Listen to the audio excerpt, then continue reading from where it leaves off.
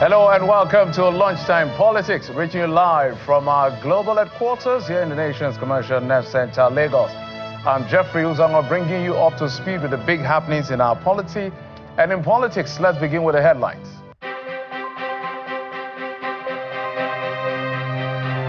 Will the PDP hold its National Executive Committee meeting tomorrow, May the 27th, or not?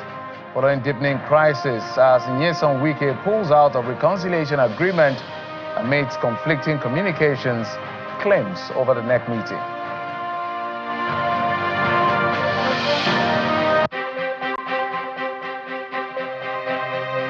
Mild drama at the opposition coalition meeting in Abuja after Jigawa participants stormed the stage to protest against state delegates presented by former SGF Babacha Lawal.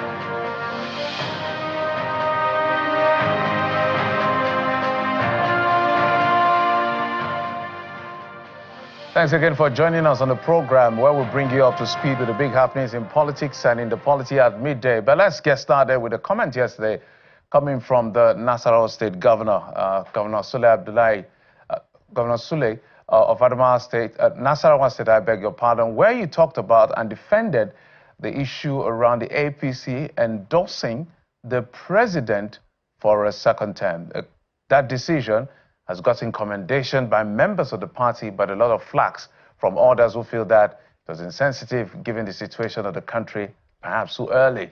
But this is how he responded to the question asked by my colleague Seun Okinbaloye on Sunday Politics.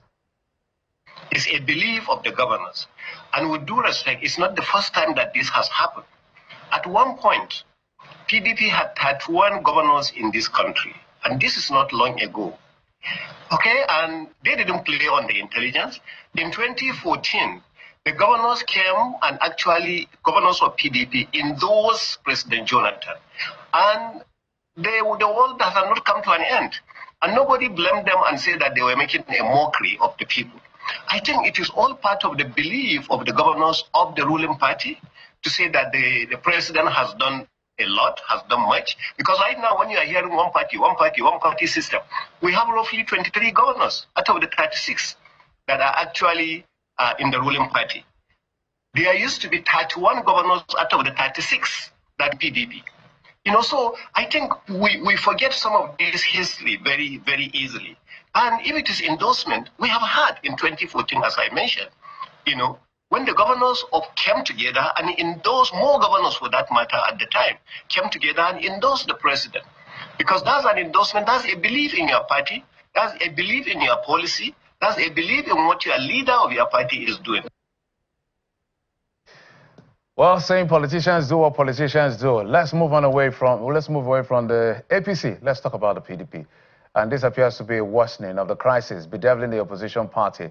The Federal Capital Territory Minister, Nyesom Wike, has announced his withdrawal from all previous agreements aimed at resolving the ongoing crisis within the party. In a strongly worded statement, the former governor of Rivers State accused Oyo State Governor Seyi Makinde of being the man or the architect behind the party's current problem.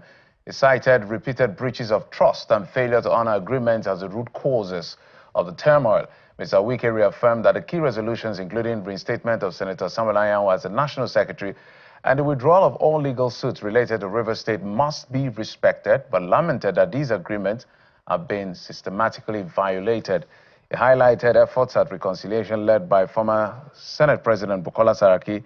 The FCT minister expressed deep disappointment over what he considers a continued factionalism and sabotage, including moves to allegedly undermine the party leadership and manipulate intent processes. He adds that having worked tirelessly for the PDP survival since 1998, he is left with no option than to disengage with prior accords and vow to continue fighting until, in his word, justice is served and the party's integrity is restored. When we're done with the PDP, the new executive have emerged for the North Central of the People's Democratic Party. The zonal elective congress is held in Jos, the Plateau State capital, was described as peaceful and transparent as Caleb Moftuan commends those who stepped down in the spirit of unity as true Democrats indeed. National Vice Chairman. Members of the People's Democratic Party PDP from the North Central Zone, comprising Plateau, Benue, Niger, Kogi, Nasarawa and Kwawa states, as well as the Federal Capital Territory, gather in Jos, the Plateau State capital, for the Zonal Elective Congress. Governor Caleb Muftuan commends the members for placing the interests of the party above personal interest. For those who were persuaded to step down and they agreed, I want to thank you most profoundly. You have shown that you are indeed party men and women, and that the interest and survival of the party is bigger than your own personal ambition. I want you to know that the party will never forget this. With a secret ballot voting system adopted for the election, accredited delegates take turns to cast their votes for candidates of their choice.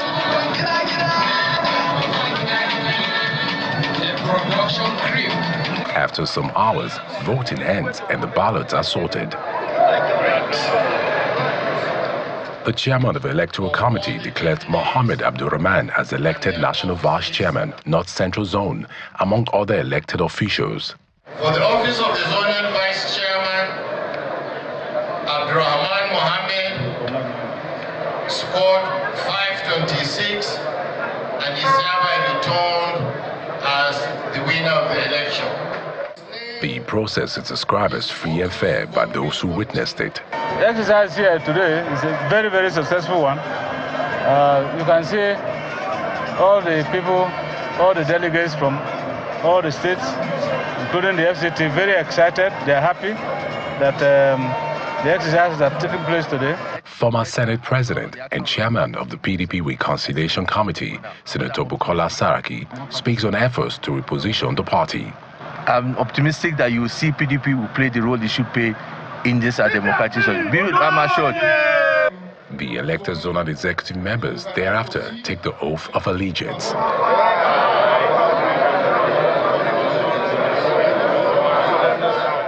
The PDP is optimistic of strengthening its internal structures and democratic tenets within the party, as well as resolve post-election challenges with this election of zonal executive members.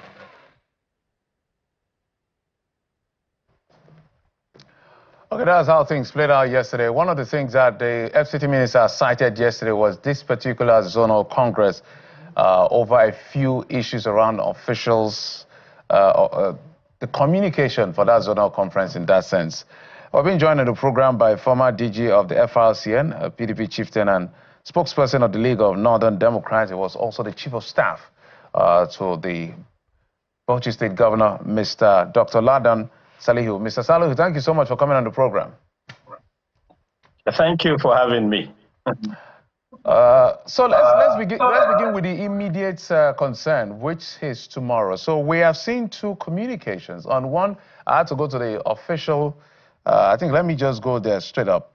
The official handle of the PDP on Twitter, or X now it is called, where we saw a statement by Debo Logunagba, the National Publicity Secretary, notifying the public and members of the party of the NEC meeting for tomorrow. But I've also seen another that said that the NEC meeting has been postponed. So exactly what should we take as a position of the party here? Well, when you get a press statement from the official spokesperson of the party, which is the National Publicity Secretary, as you rightly pointed out, it is to be taken that as the official position of the party. And then when you have a counter, press statement, to the contrary, you then go back and find out, the author of the second press statement. If it is not the National Publicity Secretary, then it should be discountenanced. But then, to me, it's all, in the definition and evolution of the quandary that, we have found ourselves as a party. The act is not completely together, and so you are likely to have bumps along the road. This is just one of them, but I believe it will be sorted out. My impression, my take is that tomorrow the NEC meeting will hold. You know the reason I'm asking that question. So let me tell you the costs of what's as simple as that question is, the cost of it. The cost is that a governor has defected from Delta State with his deputy and several other persons. A cost is that the governor of Akwa Ibom is preparing to defect. A cost is that almost 50 or 80 lawmakers, let's just put an approximate number of about 60 across board, have also defected. That is the cost. And according to Article 36(1)(b) of your Constitution, it is the National Secretary that should communicate anything that has to do with NEC and things like this. So, are we seeing a situation where this is going to even fester even further? On what is the premise for holding tomorrow's NEC meeting in the first place? Well, the reason for tomorrow's NEC meeting is the continuation of the process of dialogue, of the process of stakeholding, and the process of putting the Parties Act together. It is the responsibility of the National Executive Committee of the party to superintend over the affairs of the party in a manner that will be seen to not only rejig the process, but to keep the party up to speed, up to date with its roles, responsibilities, and duties. So, but then coming to the issue of defection, at the gale of defections that you see are very much consistent with any political setup. I am not bothered about the number of people that defect. When you look at the National Assembly and you tell me that senators and members of the House of Representatives are defecting, let them defect. Because the National Assembly has lost both character and content and competence and respect and honor of, the Nigerian political elite. So if if anybody decides from the National Assembly to defect to any party, it will mean nothing to me, because we don't even have a National Assembly, with all due respect. What we have is a contraption of that speaks to the government of the day, that has literally taken over the structures of governance in the judiciary, in the legislature, and of course they are the executive. So I am not bothered about the gale of defections. No, Dr. Saliu, just a moment, sir. How can you not bothered about the gale of defection? Is this a question of throwing away the baby and the bathwater because of entrenched interest? How can you say not at all, governors are leaving? So just hold on, sir. Just a moment. Just a moment, Jonathan. Sir. Just hold on. Just a moment. My apologies, if you can hear me, sir. So let me walk you through some of the things I want to walk you through, if you can permit me. So far, so good. I've counted from 5 governors together that joined to form the APC. That's PDP lost 5 governors led by Rotimi Amechi. And they had Matawale, who, benevolence of some court cases, he became governor and later joined the APC. So that made it 6. And then we had Umahi, the governor of Ebonyi. That made it 7. And then Cross River governor, Ben Ayadi, that made it 8. And then we have Oborowore making it 9. And then if we have Umayna John making it 10. Your party keeps losing significant people that are both war chairs, significant warriors on the ground to be able to mobilize yourself. And you say you're not worried? What else is going to bother you, sir? What will bother me is the issues that are germane to the survival of my country, the issues that are there in the public domain that will ensure that you, myself, Nigerians are safe and secured, the issues of insecurity that is eating up our own territory, that is now in the northern part of the country. In some states, you have local governments that are literally taken over by bandits and terrorists and what have you.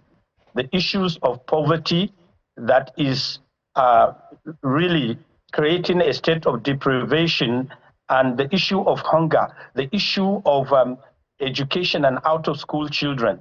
I am not bothered about the issues of a few people when you aggregate the numbers of the people that defect, they're not up to 1,000 or 2,000 people, as against millions upon millions of people that are under the yoke of misgovernance, of corruption, and everything that has to do with retrogression. I am bothered about these things. I'm not bothered about individuals and their own agenda or agendas that seem to, key into the government of the day that has control over the instruments of power and violence, and are using same to, literally recruit people into their fold. So look, what is key in the discussions that we should be having between you and me, and where Nigerians should be concerned, is not a governor defecting or a senator defecting. Yes, it may cause some, bumps, but it will not create the kind of worries or setbacks, rather, in politics that people are talking about. All right, Dr. Sally, if I may, my apologies, we're due for a break. If you just hold on for a moment. Let me land. You asked a question. No, because of time, just hold on. We're due for a break. Just hold on, Dr. Sally. Hold on, because you Dr. Sally, just hold, just a moment, just a moment, lost the 2015 elections. You mentioned these guys, gentlemen. Please allow me to answer you for once. Dr. Sally, we're due for a break, okay? We'll have to go for that break. It's important we go for the break. When we come back after the break, you continue on your thought and we'll talk about the coalition. Just a moment, join us again. Welcome back on the program. We're talking PDP politics. It looks like it's an unending crisis. Just a few days ago, let's just call it hours, the FCT minister says whatever agreement he had with the party, he is withdrawing, and that is causing another deeper issue within the party. The NEC is supposed to hold tomorrow. We're not sure what is going to play out. My guest, Dr. Ladan Saliu, who's been speaking, and also joining us from Port Harcourt, the River State capital, Mr. Samuel Wanosike, former chairman of Ikwere local government. Samuel Wanosike, thank you so much for coming on the program. Oh, yeah. Okay. As soon as we get him back, we'll understand technical issues. All right, Dr. Saliu, we can land now on your thoughts, so you can throw in a few more questions within the time. Yeah, okay.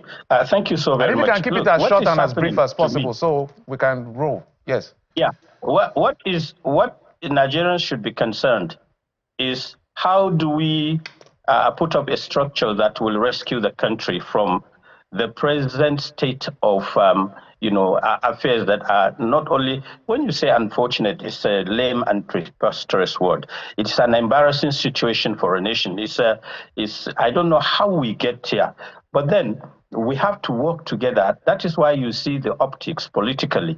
Atiku and Peter Obi and every serious-minded politician in the land are working out a framework that will rescue Nigeria. And I think Nigerians should be worried, should be concerned and be prayerful for this kind of initiative. We should all mobilize to ensure that, look, it's not a personal hatred against a government. No, it is because the government is failing. Look at the numbers. Inflation, shooting through the roof, out of school children, and so many other issues. So when you see some people romanticizing and applauding this government, you want to ask whether they just come from they just drop from outer space. This is not the Nigeria they're talking about. Certainly, I see a disconnect between, the elements in leadership of the APC and the larger Nigerian society, where you have endemic poverty, like I said, where the statistics are there for everybody to fact check. We are not only on a downward spiral, but on a spiral that is, I would like to come in here, Dr. Saliu. Just permit me, sir. I would like to come in here. So we need to work. Yes, I did say 2 minutes so that I can take as many questions as possible. My second guest, we're trying to get him in so they can have his one or two say. But I know you mentioned Atiku Abubakar, you mentioned Peter Obi. Part of the problem of the PDP, from the people who have spoken to, is the ambition of Atiku Abubakar. Some people don't want him to run, or they has a constitutional rights to run. Do you see that? Do you also feel that the ambition of the former vice president is also a problem that is tearing the PDP apart? Not at all. Quite the opposite. You know, Atiku has, like you said, a legitimate ambition. When you look at the numbers, if you truly want to win an election in Nigeria in the present circumstances, with the present state of affairs in the country, if Nigerians truly want a change of government, then you go for, you know, your best foot forward. Combined, Atiku Abubakar and Peter Obi had 67% of the total votes in the previous election in 2023. If it were in a parliamentary system, you know, APC wouldn't be in power. So you have literally a minority government by numbers leading the majority of the people and not delivering. So if you want to win or you want to wrestle power, you don't bring a greenhorn. You don't bring lame dogs. Once you bring them in, it will be one knockout punch and they are out, and we'll be back to where we started in 2023. Okay, so as far as I'm concerned, when you have Atiku and Obi, you have a winning your point has been made, Dr. Saliu. My apologies. I have to keep butting in because of time. My apologies. Let me bring in Dr. Nwanosike. Samuel Nwanosike, thank you. We just have just a few more minutes. Unfortunately, network, and apologies. I know this came very short, extreme short notice, and I thank you for coming. But just one straight question, if you can take the time to, within 2 minutes to answer. What is the way forward for the People's Democratic Party as far as this internal wrangling is concerned? Yesterday, yes, on Wike, the FCT minister says, all gloves are now off. I'm not doing this again. First of all, Nigerians know this is like a man who used to write a mathematics exam, and he applied the first formula in the first exam, he failed, and he has another opportunity for receipt. And he's going back and applying the same formula and expecting a different result. Like our leaders of Wike has said, it is not something anybody can take, that you enter into an agreement with gentlemen and sit down and you guys have a handshake and say, tomorrow morning this was going to happen. All of a sudden, they turn around and go and do the direct opposite. Those who are destroying PDP know that they have an intention to make sure that PDP goes their future. We have never left PDP since the formation of this party in 1998. Our principle have been consistent with making sure PDP stands like a political party. He has said it clearly that if you are not a man that keeps to an agreement, then he can't work with you. You can't expect Wike to come and change his lifestyle at old age. He's a very consistent person. He's straightforward. He likes keeping to an agreement he has with people. And he has said it clearly, because they invited him into a closed-door section, they had an agreement on the way the party will move forward. Most importantly, obeying the Supreme Court judgment that reinstated Samuel Ayan as the party secretary of our party.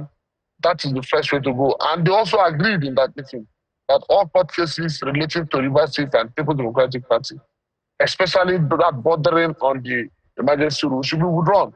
Now, if these gentlemen who are governors of their states think as leaders they will not honor an agreement they are going to have with their fellow leader in the party, then it's unfortunate. And we agree with everybody on his decision. We stand with him and we'll fight this injustice to the later. We're not doing our party to anybody. I'll say with you, Mr. Nwanosike, within 1 minute, because Mr. Saliu has made his point, but isn't Nyesom Wike itself in the form of a contradiction? On one hand, it's trying to say, I'm doing the best I can to make sure the party does not collapse, the party that has helped me and I've helped the party. On the other hand, is working for the president, even campaigning for his re-election. So which of him do we take here? First of all, it's not the first time a man in the political party will come into an alliance with a ruling government. And again, anybody else on Wike did not just walk into the administration of Bola Ahmed Tinubu. The People's Democratic Party gave him a full approval. He wrote to the party at the state level. He wrote to the party at the local government level. He wrote to the party at the zonal level. He wrote to the party at the national level. And none of these party organs have said they did not receive his communication and did not give him go ahead to give his dividends of democracy. When once an election is done, won and dusted, it is governance. And governing Nigeria is a business of all. They are going to do with a political party. So what does the Boris Wike has said clearly before the 2023 election was this same injustice that we are seeing now. Like my elder brother that is on the set with me, when you asked him the question about Wike, he started laughing. He's aware that Atiku Abubakar is the problem that People's Democratic Party had. You can imagine a leader who lost the election in 2019. All he did was to fly back to Dubai. That he went for a school program and stayed in Dubai till.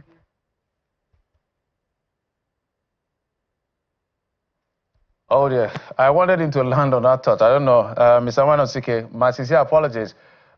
Network, but I will definitely bring you back in some of the time on the program. But gentlemen, I must thank you. I must thank Mr. Wanosike. Literally, at extreme short notice, he showed up for this conversation, so he has to be back to explore this conversation even further in a later date. Wanosike Samuel is a former chairman of Ikwere local government. Also, Dr. Ladan Salihu, chieftain of the PDP, former chief of staff to the governor of Bauchi State. Gentlemen, we need to have another date for this conversation for the interest of opposition politics. Thank you for coming on the program. I appreciate it. You're welcome. Thank you.